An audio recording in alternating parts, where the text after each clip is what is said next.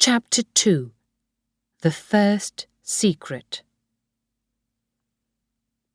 The weather changed, and that autumn was warm and beautiful. Nearly every day I walked with the children along the beach. The sea was blue and friendly, and the trees, with their red and yellow autumn colours, looked beautiful in the sunlight. One afternoon, we walked across the field and down the hill to the beach. Susan ran in front of Tim. They sang and laughed because they liked playing on the beach. "Hello, Kathy. How are you?" someone said behind me. I stopped.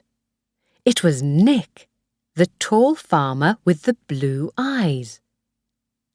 "I'm well, thank you." "You look lonely," he said, and smiled. "You need some friends. Shall we meet in Cromer one day and have dinner?" And so the next evening I drove to Nick's farm, and we went into Cromer for dinner. And then we walked through the town to the gardens near the beach. I liked Nick. He was friendly and interesting. We didn't talk about the Harvey family all evening.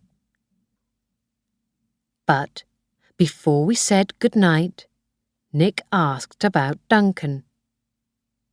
"Are you going to tell Duncan about this evening?" "No," I said quickly. Then I stopped. "Duncan is in London this month," I went on slowly. "Mrs. Harvey told me you and Duncan—" Nick laughed quietly. "So you have a secret now," he said. "Be careful, Kathy, at Beach House." "I don't understand," I said. "Why don't you like Duncan?" "I can't talk about it," Nick said. I didn't tell Mrs. Harvey about Nick, and perhaps that was wrong. But I did tell Juliet. "I like Nick very much," I told her. "I want to see him again." But Juliet was quiet and didn't talk much that afternoon. That evening, I put the children to bed and read them a story. Then I went slowly downstairs. I thought about Nick. I wanted to see him again. Mrs. Harvey sat quietly in her big chair in the kitchen. "Kathy, I must talk to you, my dear," she said. "Come and sit down here." I sat down near her. I didn't want to talk. I wanted to finish my work in the kitchen and go upstairs to watch TV in my room. "You're a good girl," Mrs. Harvey began kindly. "Susan and Tim like you, and I'm very happy with your work in the house." I smiled and waited for the "but." It arrived immediately. "But I must talk to you about Nick Watson. Perhaps you are lonely here, with the children and me. Duncan is very quiet, I know that, and he's in London much of the time. But Nick doesn't like Duncan, and Duncan hates Nick. It's a long story, and I don't want to talk about it. I'm not going to tell Duncan about your evening with Nick.